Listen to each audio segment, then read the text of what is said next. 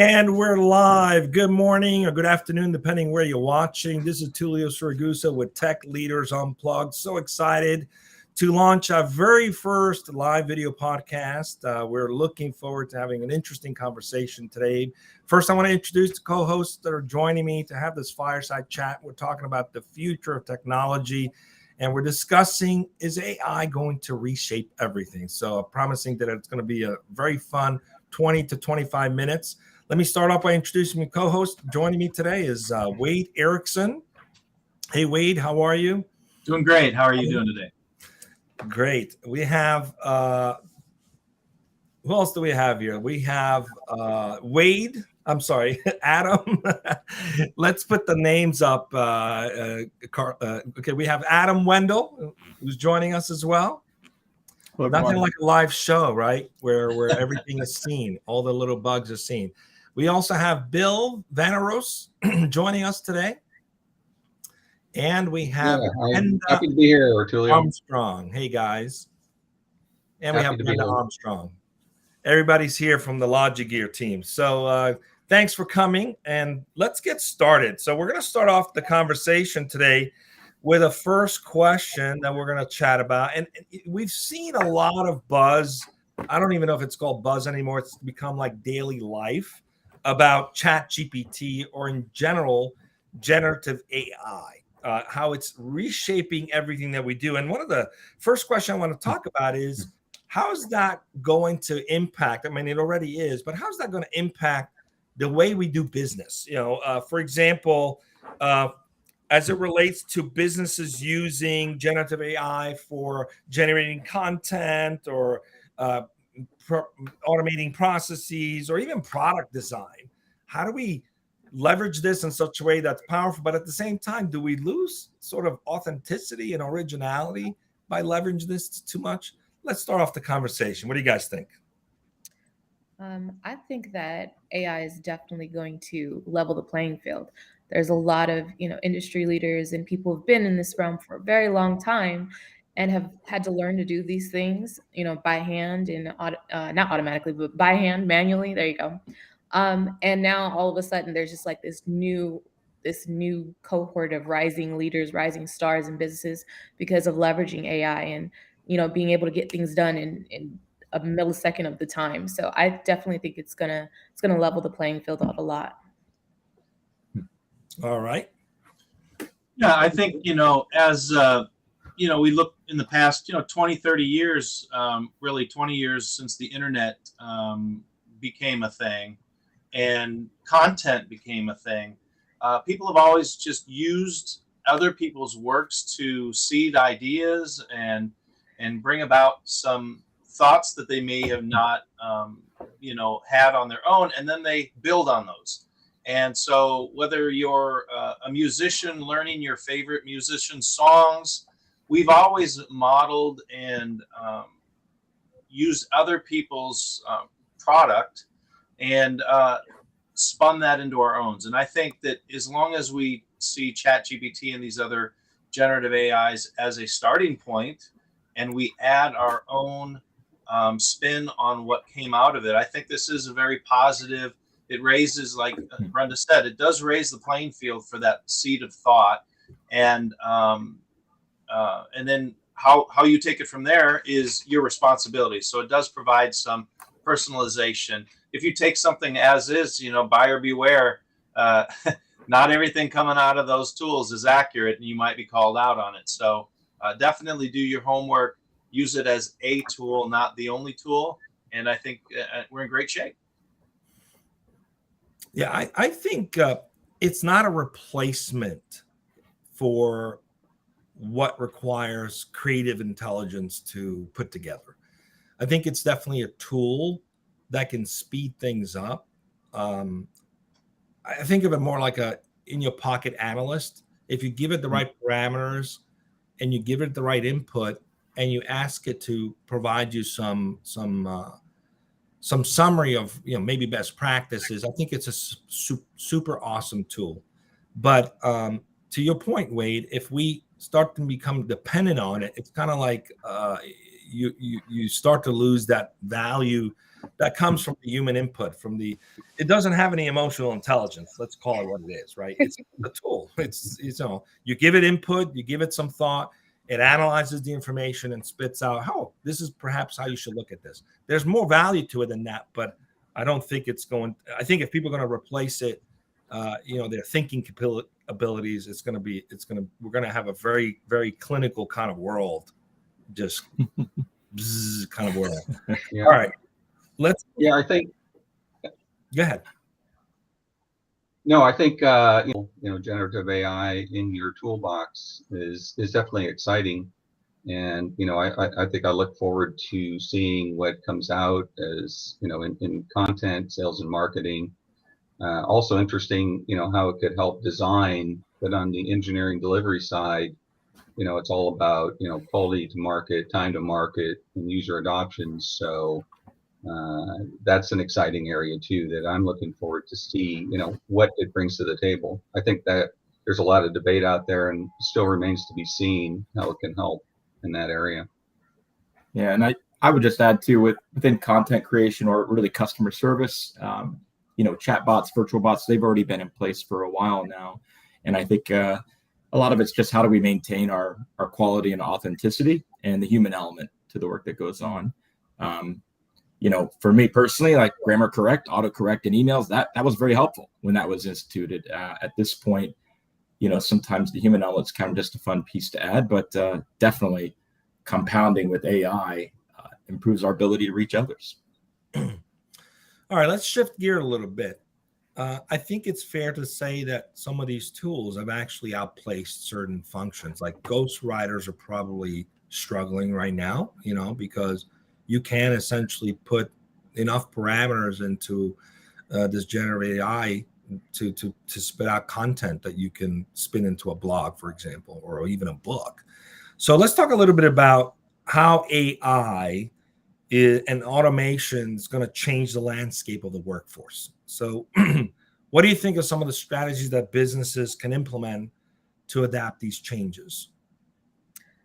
I think that you should definitely use AI as like a supercharged assistant, not necessarily a leader, but a supercharged assistant. And I think it's a fortunate and unfortunate thing, like you said, for a lot of ghostwriters and people who do a lot of very niche work that's manual and kind of the stuff that takes up a lot of time. AI can do it like that. And that's great for business owners, leaders who just need things done, delivered faster. However, on the other side of people who actually do that work, I think it's a little tricky area for them trying to figure out, how to navigate in this new world where AI can do what they can do in a millisecond of the time. All right. What else? Well, I think, it may be a, first to market, first in, who has the advantage type of scenario, it definitely levels the playing field, that's for sure. But I think, if leaders consider opening the door to people to have this type of tool in their toolbox, right, and provide for, career path growth avenues, it will really facilitate and people will really come on board with using it. Not only in the gig environment, but also, in large company workplace. I think that's important. How about this scenario? I just learned, for example, that in the past 10 years, the cost of going to a restaurant in Tokyo has come down, whereas everywhere else it's gone up. Now, what they've done is they've used robotics to replace a lot of the human functions and cut costs significantly, and have passed on the savings of those operations to customers in terms of what they're paying for food and services. Now, do you think that people will leverage this as a way to add more values in terms of lowering costs? I mean, we've seen inflation go up pretty high in recent years. Or do you think people will leverage this opportunistically, to generate more profits and possibly put some people out of work? How do we balance that out, ethically? What do you guys think? I think that's inevitable. I mean, anytime technology has been introduced, the automobile against the horse, right? technology is always, the cotton gin, all kinds of technologies that come into our society.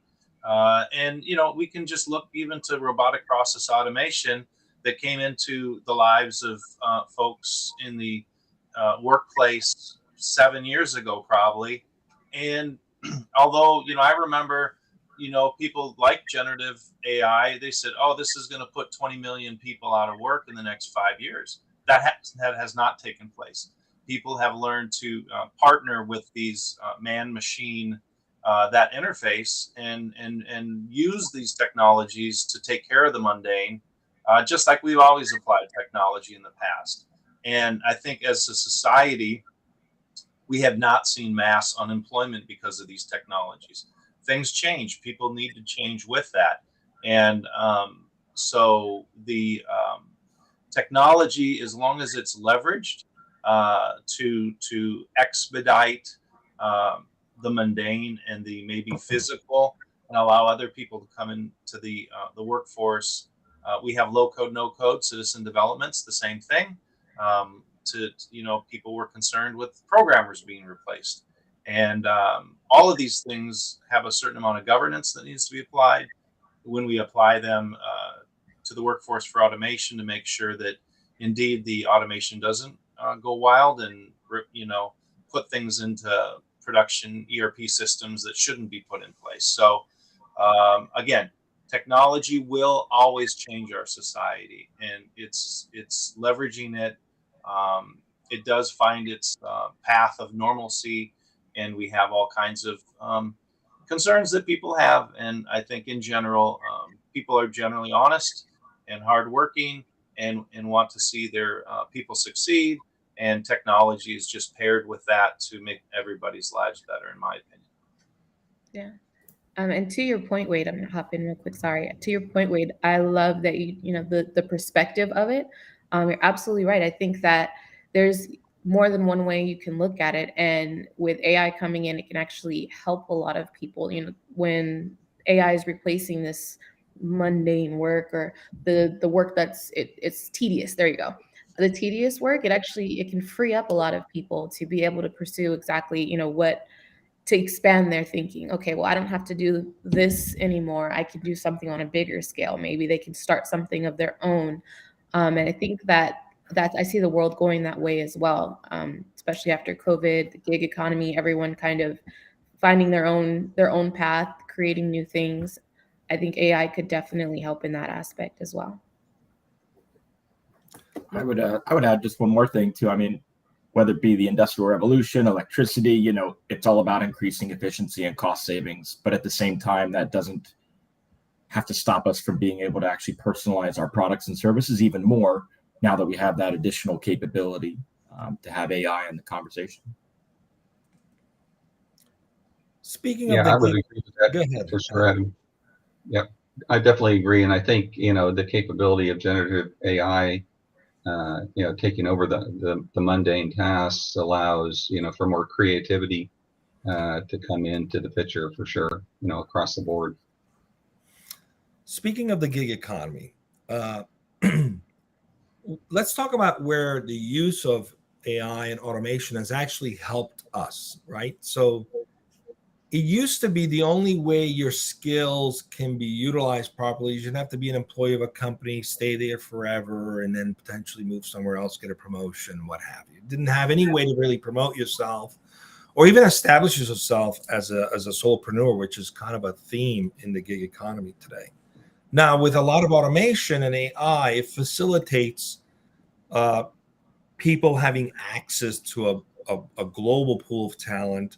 There's even a way to facilitate payments. One could say blockchain can kind of create a worldwide payroll kind of system. So what are your thoughts in terms of how AI is reshaping the gig economy? What's some of the use cases you guys think that could be of value for us as individuals, and also at the same time for companies, for talent, for example? Well, I think initially there's probably a learning curve on how to use generative AI. So I think, I think I've already seen it coming out people in the gig economy, doing tutorials and such on how to leverage it, right? As we're all getting on board. So I think that's going to be something we'll see a lot more until people really, engage and really immerse themselves in it and get a handle on it. So I think we're going to see probably a spike up in that type of gig, or maybe even consulting, right, on how to apply it. Yeah, I mean, I think it expands our ability to integrate freelancers, gig economy into our existing workforce without the risk of saying, "Oh, am I handing over anything?" It enables more to leverage technology, streamline communication, and work together. Yeah, and I think the key too on the gig economy is really about outsourcing work and tasks. So far, the generative AI has not replaced the actual work product. It's just assisted in the creation of the product. So if that means that I'm not going to use a gig worker and use ChatGPT to build out that marketing campaign or something, that product still has to be developed.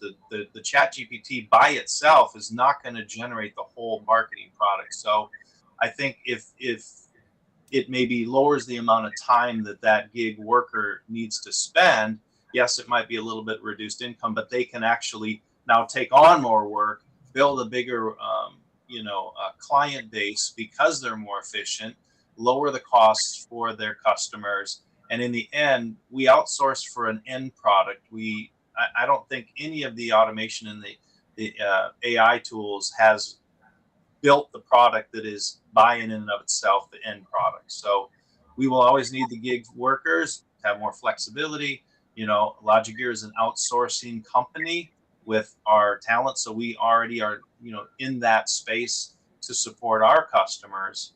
And freelancers, whether it's doing something you love alongside of the job you have experience in, or what have you, the opportunity to do gig work, even driving an Uber. I mean, that's the gig economy, right?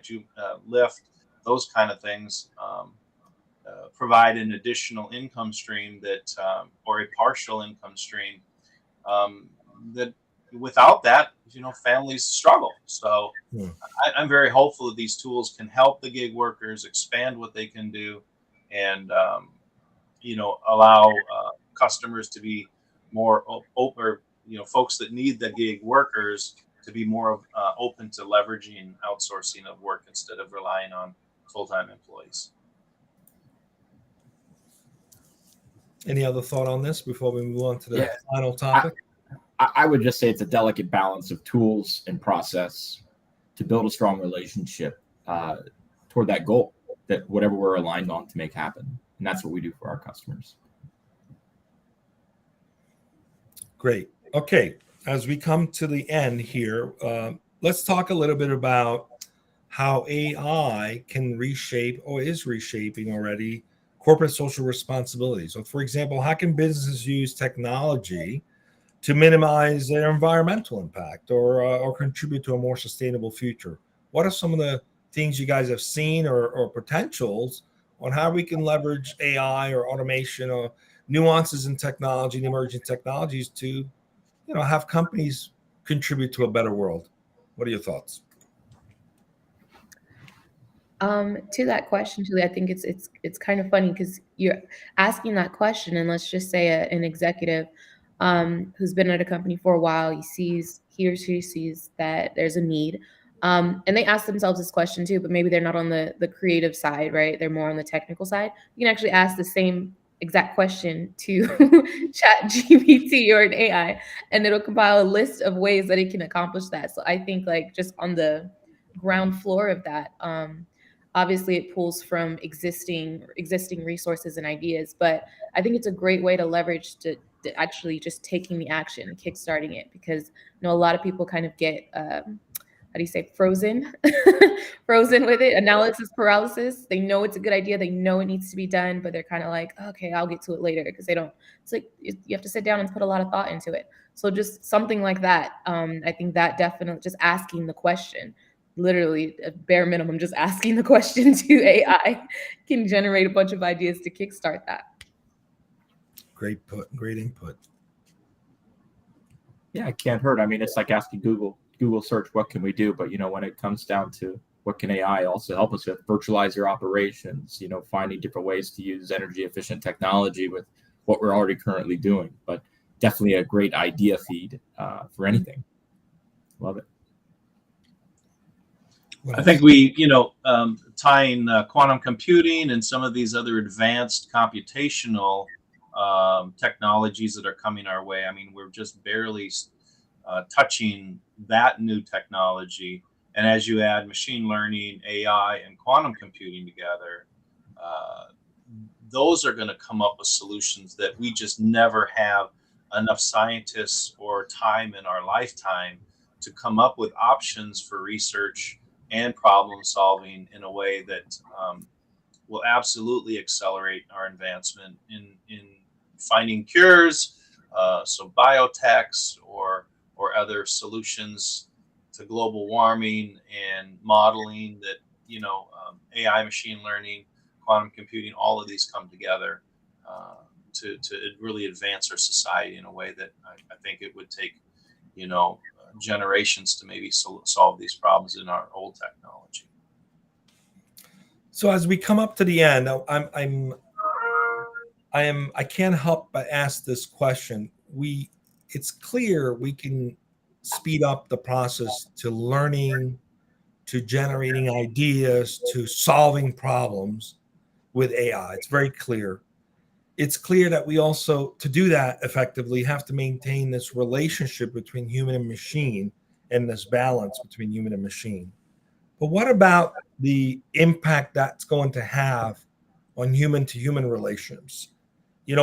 How can technologies that we're using, for example, we have a lot more remote work, it's a lot more prevalent.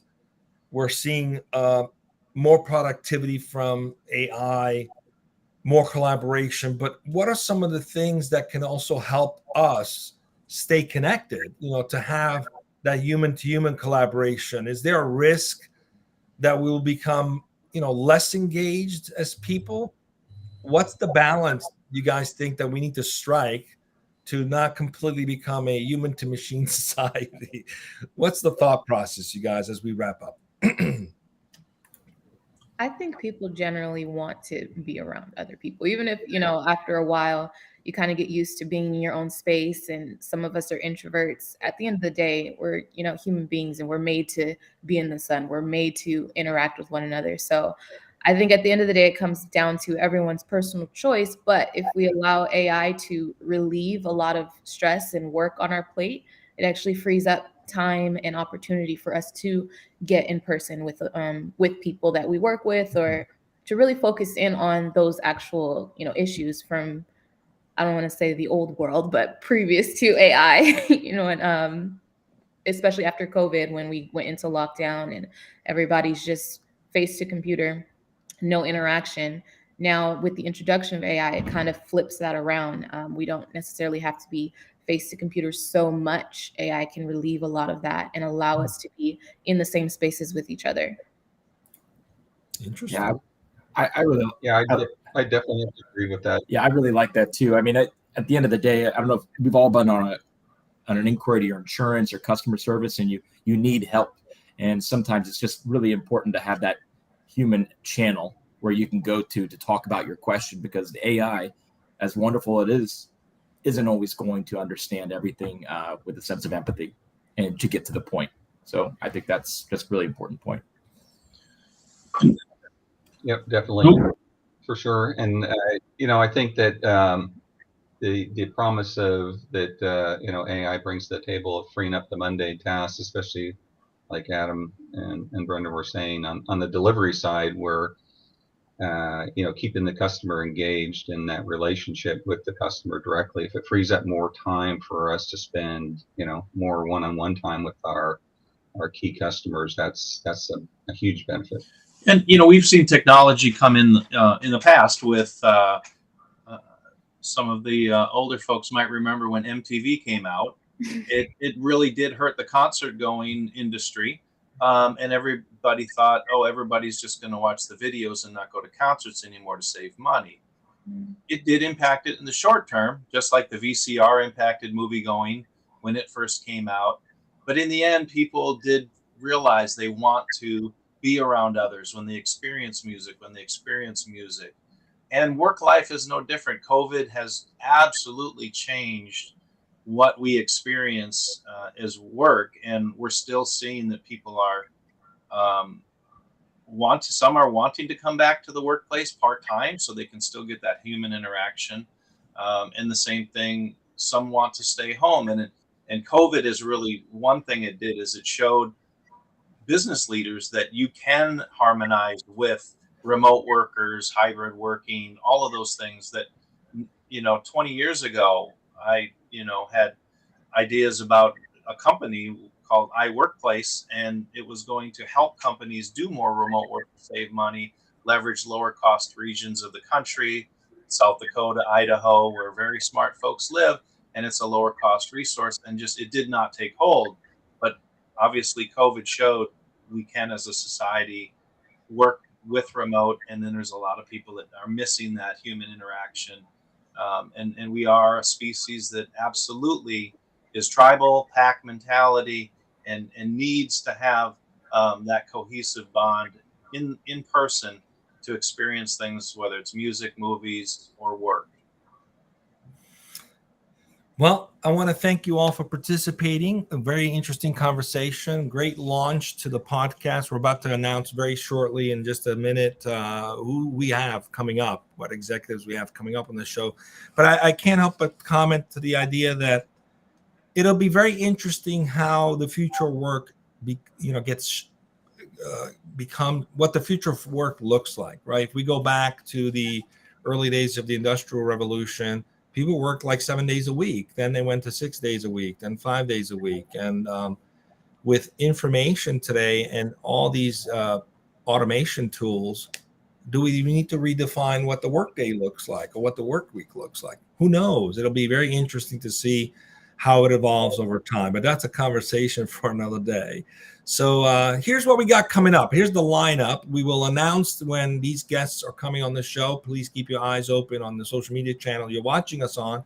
We've got Ravi Sankar, who's the enterprise CTO of Microsoft. He's going to be our guest coming up. And we got Gary Sorrentino, who's the CIO CTO at Zoom. We have Daryl Brackett. He's the CEO at Logitech. Great company. They just recently came out with really cool earpods. And then we also have Gil Rosen, who is CMO at Amdoc. So that's just a little lineup of the next tech leaders who are going to get unplugged with us here. So just keep your eyes open on the social media streams when we make those announcements. We're looking forward to having you participate as well. So if you ever watch us, you can make a comment. We'll see those comments and we'll respond to you. If you have a question, you can submit those questions and we will respond to you. That's the show. It's going to be very interactive with the audience. So thanks for being with us today, and thanks for bearing with us in our first launch as we work through some of the bugs, if you will. And thank you all for participating. Have a great rest of your day.